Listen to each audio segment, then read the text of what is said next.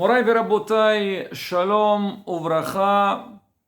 On va continuer aujourd'hui sur le thème de la Tefila, mais on va pas parler de la prière quotidienne, Shahrit, Minha et Arvit, mais plutôt, on va parler par rapport à la période dans laquelle on se trouve, ce qu'on appelle la période de Ben Hametzarim, c'est de 17 Tammuz jusqu'à Tisha B'Av. On connaît tous cette période et on sait qu'on est demandé à se mettre en deuil sur la destruction du temple. Et il y a énormément de halachot donc qui démarrent déjà depuis le 17 Tammuz. Et chaque fois qu'on avance dans cette période, il y a des changements, il y a des restrictions qui nous sont exigées pendant cette période. Mais avant tout, il faut parler de l'importance de la période et plutôt la gravité. Alors déjà, sur quoi on doit nous mettre en deuil? Sur quoi nous devons nous attrister? La première des choses, Rabotai, c'est marqué que quand Am Israël il a été exilé de Yerushalayim, la Shekhinah, elle est partie avec eux.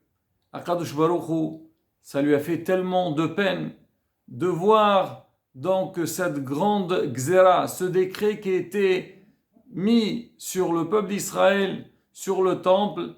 Il a dit Galta Israël, Am Israël est parti en galout, Galta Shechina, la Shechina, elle est partie en galout avec le Am Israël. C'est la raison pour laquelle aujourd'hui, quand nous, on doit prier, on doit avoir une profonde pensée sur cette grosse perte. La première des choses à laquelle on doit penser, c'est la galoute de la Shekhinah. On avait raconté une fois sur Maran Bet Yosef avec ses amis, des grands Talmidei Hachamim, le soir de Shavuot, quand ils avaient décidé de rester toute la nuit à étudier la Torah et en plein milieu de la nuit, alors ils ont eu un dévoilement, une voix qui est sortie et elle leur a dit, sachez que la Shekhinah se trouve dans une situation très très difficile et attend avec impatience quand est-ce qu'Am Israël va revenir donc sur sa terre et on va reconstruire à nouveau le Beth Amikdash.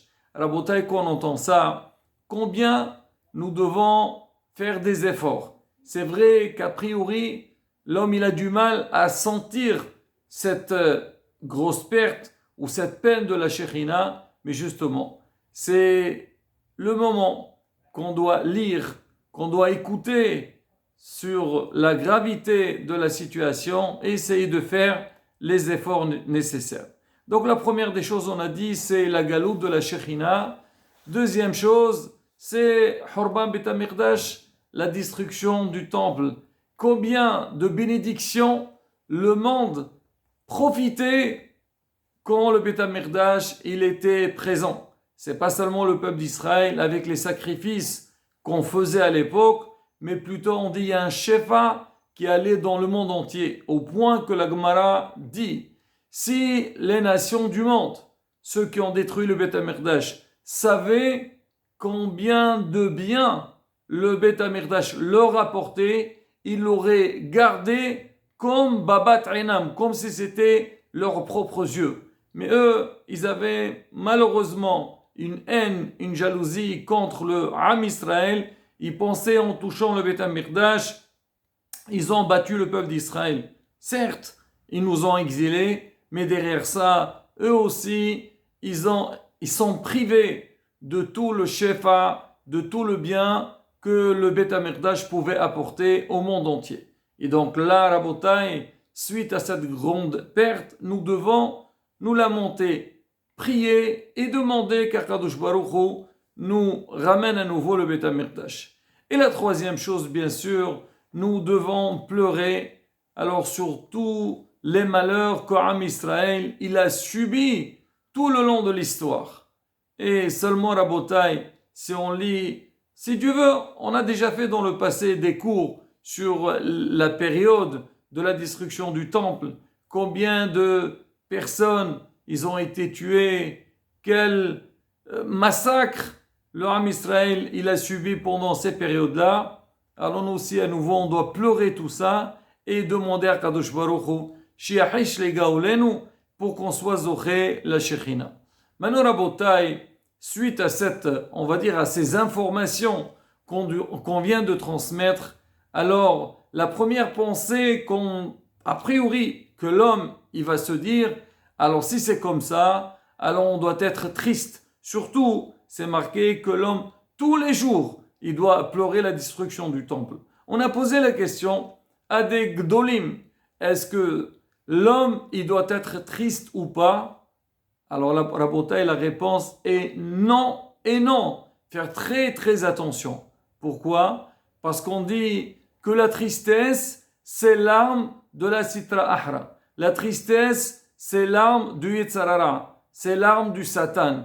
Alors comment il fait le Satan pour briser la personne? Un homme, il peut être ambitieux. Voilà, on vient de dire qu'on doit être triste sur la destruction du temple. Et on va se dire, ça y est, maintenant je vais commencer. On va faire Tikkun Hatzot. On va faire les lectures qu'il faut. On doit consacrer un moment pour le sujet du jour. Et donc on est ambitieux. On a envie de faire ça. Le Yetzara, il va venir nous donner des idées d'angoisse, de tristesse, de peur. Alors l'homme, même ça, être triste sur le Beit HaMikdash, on ne va pas pouvoir le faire. En fait, la tristesse, elle bloque la personne. Elle ne le laisse pas avancer, aussi bien sur les domaines qui sont joyeux ou sur des domaines qu'on a besoin d'être triste. C'est complètement différent. Être triste sur le Beit HaMikdash et que l'homme se sent dans une situation de tristesse. Là, on dit Rabotai, faire très attention. Comme c'est marqué, Aivdo et Hashem bisimha. David HaMelech, il dit, servez à Kadosh Baruch Hu avec joie. Comme on le dit, mais soin gedola liyot bisimha. Il faut être tout le temps joyeux. Ça veut dire être en forme, mais faire les choses correctement. Hachamim, ils nous disent que malgré que cette période de 17 Tammuz à Tisha B'Av, c'est une période de tristesse, mais il faut savoir que Bezrat Hashem, un jour, ces jours-là, ils vont se transformer, ils seraient des jours de Yamim Tovim. Et le jour de Tisha B'Av, il sera la journée la plus grande, la fête la plus grande. Parce que, comme on a expliqué dans le passé, c'est qu'on est obligé de faire le nécessaire, mais derrière ça, toujours avoir de l'espoir que Bezrat Hashem, on va avoir la grande Géoula. Au point, Rabotai, que certains, Mefarshim, Gdolim, ils disent que les 21 jours de 17 Tammuz jusqu'à Tisha B'Av, c'est un parallèle à la période de Rosh Hashanah jusqu'à Shemini Aseret. Depuis Rosh Hashanah, donc dans le mois de Tishri, jusqu'à Shemini Aseret, la fin de Sukkot, il y a 21 jours. Alors on dit cette période-là, elle est équivalente donc à ces jours-là, pour dire que quoi? Que l'homme, pendant cette période, il doit multiplier. Alors on dit sur 3 choses. La première des choses, c'est l'Imouda Torah, c'est ce qu'on demande toujours. On dit oui, Talmud Torah keneged kulam, quand l'homme il étudie la Torah, donc il peut effacer des fautes et ça va lui donner l'envie de faire Torah et mitzvot. Deuxième chose, la tefila, c'est la prière. L'homme il doit multiplier dans les prières. Bien sûr, les prières journalières, mais aussi prendre Télim, faire des demandes à Kadosh Baruch Hu, lire dans les Sfarim. Ça, Rabotai, ça nous renforce. Ça nous donne l'appétit, l'envie d'avancer. Et bien sûr, le règne de la Teshuvah. Celui qui est loin de Torah et Mitzvot, il faut qu'il revienne. Il essaie de se rechercher et dire Matay Yagion Ma'asai, les Ma'asai Avotai. Et même celui qui est Baruch Hashem, il est pratiquant. Il doit regarder aussi où on est faible, où on a besoin de nous renforcer, faire encore des efforts supplémentaires pour être mitqareb la Kadosh Baruch Hu. Alors, Hachamim ils disent de la même manière que cette période-là de Rosh Hashanah jusqu'à Shemini Aseret, l'homme il essaye de revenir vers Hashem, il fait tchouva, et ça va l'amener donc être qareb, comme on dit, alors on dit pareil aussi, pendant cette période, l'homme il peut donc être mitalé. Surtout, on sait que les jours de 17 Tammuz à Tchabév, pour le moment, c'est des jours qui sont très très basses, ils sont shfilim. Alors donc l'homme, il a la possibilité de monter, de s'élever. Et donc, Bezrat Hashem, quand on va travailler, on va avoir la Géoula. Donc ces jours-là, ils vont monter. Nous aussi, on peut monter et arriver jusqu'à Kadosh Baruch Hu. On finit avec une très belle parole, Rabotai. Alors on dit, c'est marqué, Rashi rapporte dans Maseret Rosh Hashanah, il dit que comment il va venir le troisième temple. On dit Binyan Bet HaMikdash.